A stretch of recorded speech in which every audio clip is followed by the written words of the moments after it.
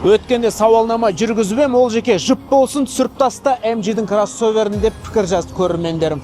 Армысыздар, Олжас Оқас арнасына қош келдіңіздер, жайлы жайғасуды өтінем. Эфирде автонарық бағдарламасы бүгінгі шығарылымда MG HS бастаймыз, поехали.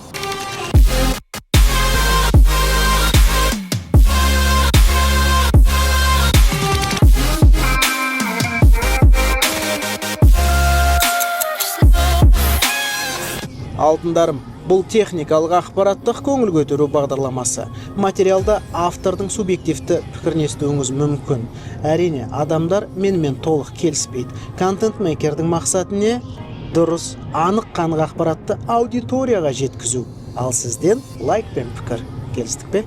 Ну чё, пацаны, HS-тің 2 моторы бар. 170 ат күшін беретін 1,5 литр турбо және 231 арғымаққа қуатталған 2 литр турбо. Алдымен тарихынан бастасақ. Машина Қытайда Royve RX5 деген атаумен таныс. Көршілес мемлекеттегі Royve мен салыстырғанда біраз айырмашылық бар. Жасырын есік тұтқасының орнына дәстүрлі варианты, радиатор торы, бампері басқа. Ал көлемі жағынан HS Royve RX5-ті толық қайталайды. Ұзындығы 4655 мм, ені 1890, дөңгелек базасы 2765. Бір қызықты айтайын ба? Бұл HS-тің екінші буыны.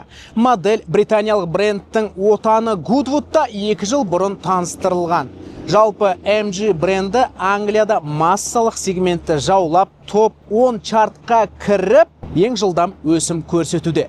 Конкретно HS моделі Tucson мен Tiguan'ды озып 8-ші сатыда плотно жайғасты. Англиядағы әріптестерінің айтуынша модельдің көлемі, жабдықталу және бағасы клиентке ұнап тұр. Жетістікке жетелеген басты факторлар осы.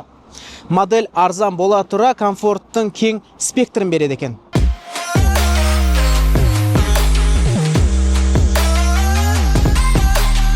Охо-хо! Арғымақ саны 200-ден асса машина тартат деген сөз. Автомобиль қарқынын эмоциямен, видеомен жеткізу қиын дегенмен, мен тартат десем, сенуге болады. Машина действительно жақсы тартат. Екі түсті композиция әрине ұтымды көрінеді. Сары мен қара үйлесімін тапты, төбесі қараланған. Ионды плазмалы шаңдатпа Royal Lago Eco былғары салонында жиі кездеседі. 12-де 3 дюймдік 2 монитор бір планшетте біріктірілген. Компромиспен де келісуге тура келеді. Климат контроль функциясы мультимедиаға интеграцияланған. Push-start панельде 2 дефлектор ортада, 2 шетте. Консольда 2 USB порт, 2 стақан қойғыш, трансмиссияны джойстикпен басқарамыз. Таудан түсу көмекшісі, электронды тұрақ тежеуші, автохолд батырмасы, шынтақ тіреуіштің астында QI қуаттағыш. Мультиролі сапалы материалмен қапталған, орта секциясы перфорацияланған.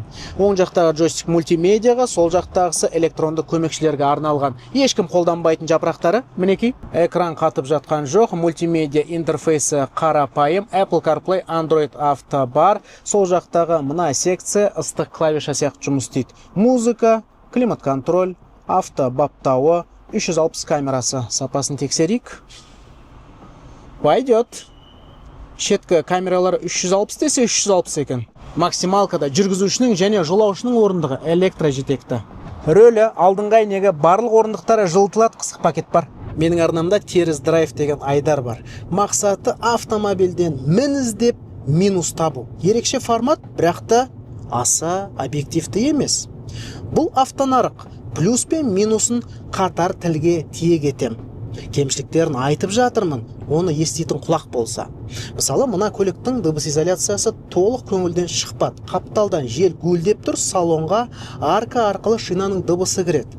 Бірақ та, сонда да дыбыс изоляциясы кеше ғана шыққан RAV4-тен жақсырақ. Рас айтам, екеуін салыстыра аламын да мен. Сосын, автомобильдің сұйық отын тұтынуы аз емес, 11-де 2-ні көрсетіп тұр. Ары кетсе 9,5 жеу керек қой.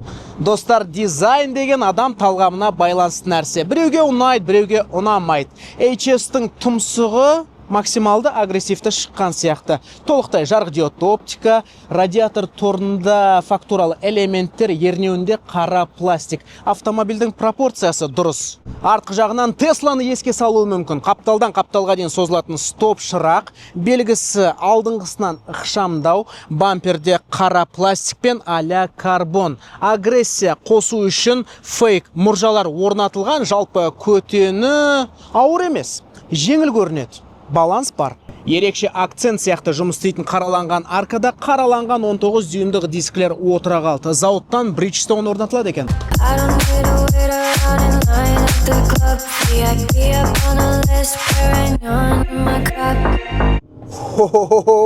Тағы қайталайым, тартысы тамаша, әм болғанда сән екен. Динамикасы 7,5 секунд, максимал жылдамдығы 210 шақырым. Аздап орындыққа жапсырады екен. 9 адымды автоматтың жұмыс істеуі ұнады. Алған соң люкс жиынтығын алған дұрыс шығар. Турбо полторашка мұндай эмоция сыйламайды. Алдында Макферсон, артында көбейін тірек таспа, жұмсақтығы MG5 бауырынан жұққан ба, модель қатарындағы барлық көлік жұмсақ, жақсы бапталған, соған таң қалдым. Рөлінің кері байланысы тамаша, меңгерікке салмақ құйылған екен, осы ұнады. Жүк салғыш қақпаға мейлінше жылдам ашылады, электро жетекті. Сыйымдылығы 450 литрден асады. Қос қапталында 2 органайзер, панельдің астында домкрат, баллоник және докатка. Сөресі бар, арқасы түсіріледі, басқа айтатын ештеңе жоқ. Шетелдік сыншылардың сұрақтары автомобиль трансмиссиясының бапталуына, құрастырылуына және мультимедиа жұмысына байланысты. Бізде әрине өзге спецификация. Көліктің барлық жарасын уақыт көрсетеді дегенмен ескертіп қойған жөн. Қытайлардың өзіндік кемшіліктері бар, ол туралы үнемі айтып жүрмін. Қытайлық маркаларға деген сенімсіздік көңіл күйі ауада қалқып жүр. Бір ғана фактыны жоққа шығара алмаймыз. Олар ойын ережесін түбегейлі өзгертті.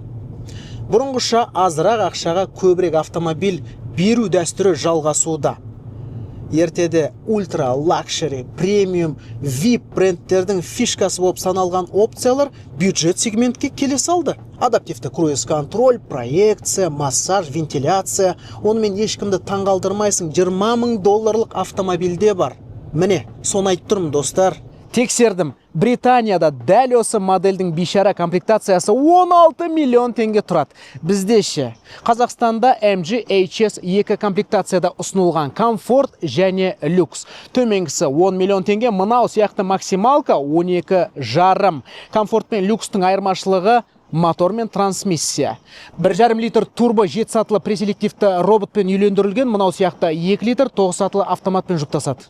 Адаптивті круиз, жолақта ұстау, аралық бақылау жүйесі адекватты жұмыс істеп тұр. Тіпті жол белгілерін оқу жүйесі орнатылған ғой. Әбден еркелеген тұтынушы ретінде маған проекция, массаж, вентиляция жетіспей тұр. Бірақ та 12,5 миллиондық автомобиль үшін шілей көп сұрағандай болам.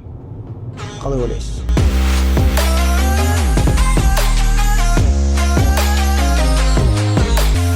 Екінші қатарда алтын стандарт деп айтуға болады. Ыңғайлы диван, төбеде панорама, едені түзу, шынтақ тіреуіште 2 стақан қойғыш, консольда орындық жылыту батырмалары және USB порттар. Есік карты жұмсақ пластикпен қапталған екен. Мына нәрсеге де мән беріп қойық арасында. Тұтқасы тарс етіп жабыла қалмайды. Микролифті бар. Ал плафоны жарық диодты. В общем, комфорт норм.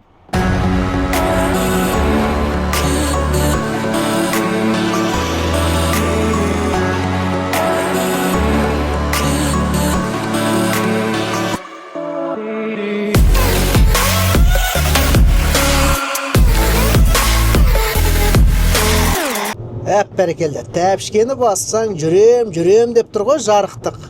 Трассада әсіресе алдыңдағы тасбақаны озатын кезде сенімділік, еркіндік, соның ішінде қауіпсіздік сыйлайтын осы ғой. Неге олай дедім? Маневр ширақтығы кейде адам өмірін сақтап қалуы мүмкін. Жазға таман MG брендінің Қазақстандағы флагманы RX нарыққа шығады. Барлық модельдер туралы айтып, флагманын ұмытып кету қате болатын шығар, оны да түсіреміз.